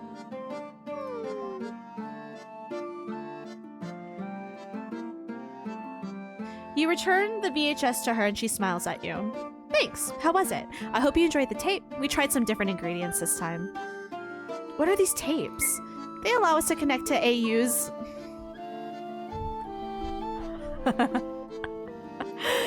AKA alternate universes. They're made with ingredients we gather on our travels, like slow burn embers and cliche caramel. I don't love this. Which ingredients are you using for the next tape? I'm not sure yet. The crew members decide. The travel logs will be updated once a decision is made. Voting always happens at the beginning of the month, so if you want to take part, join our crew. Oh. Because I saw that there was, like, an anime one. That's all for now. Sure thing, darling. If you need anything, you know where to find me. Thank you for being on this journey with us. Is that literally a box filled with blank VHS tapes? The tape inside the cauldron is blank, its surface shimmering with an almost ethereal glow, as if it is pulsing with anticipation. Oh, I didn't want to go back down. Anticipation.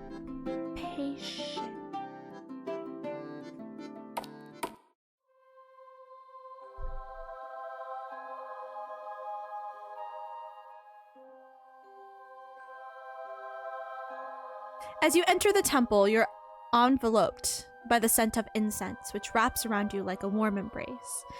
The air hums with an electric energy, and every corner seems to pulsate with the promise of passion, drawing you deeper into its embrace. Above you, the statues loom, their expressions frozen in a timeless display of mirth and serenity. Despite the stillness of a stone, there's a vibrancy to their features, as if they could wake up at any moment and grant you with lascivious lascivious.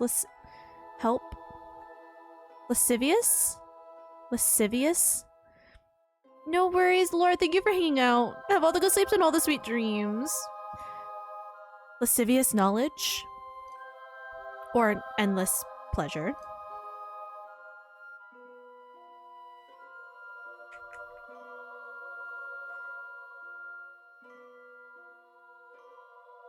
Huh?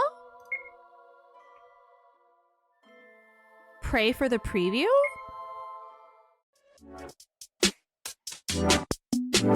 Oh, wait, what did I click? What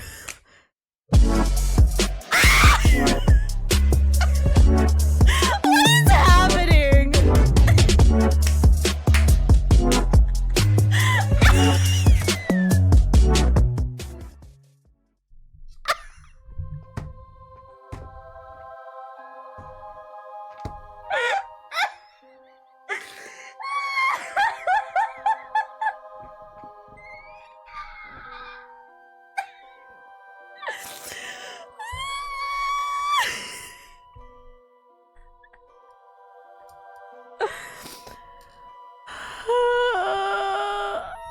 Thank you, smart gods.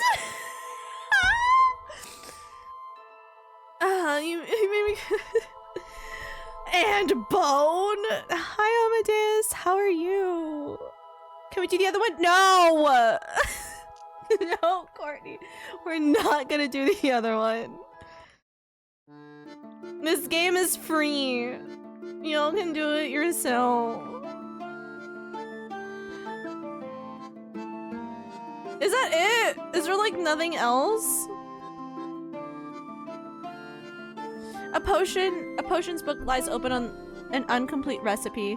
2 deer drops of forbidden love, a strand of enemies to lovers thread, 3 drops of mutual pining essence, 1 sprig of miscommunication herb. At the bottom of the page, a handwritten note adds, warning, handle with care, may cause extreme slow burns. I kind of love this. Is this Wulliva? No, it was not. It was very much Leon Kennedy. So... is this why we picked a skin color like this? Is this why? Is there anything else? Oh, I can talk to the dog again. I love him. Ah, join the crew, which is gonna take me to Discord. Oh. Well. Oh, Patreon. I see. It takes me to Patreon. And nothing happens if I go back downstairs, I don't think. Your body is still tingling from the experience. You can't go back now. That's it. I think that's it. I think that's the game. That shit's wild. That shit's wild. Game end. Oh, that's like literally it. To title.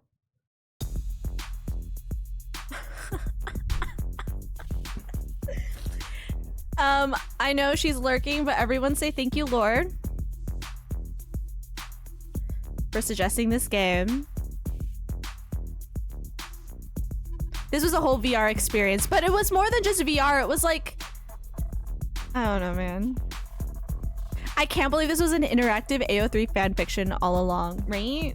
Right? Shit's wild. What a wild time. What a way to start Visual Novel Month.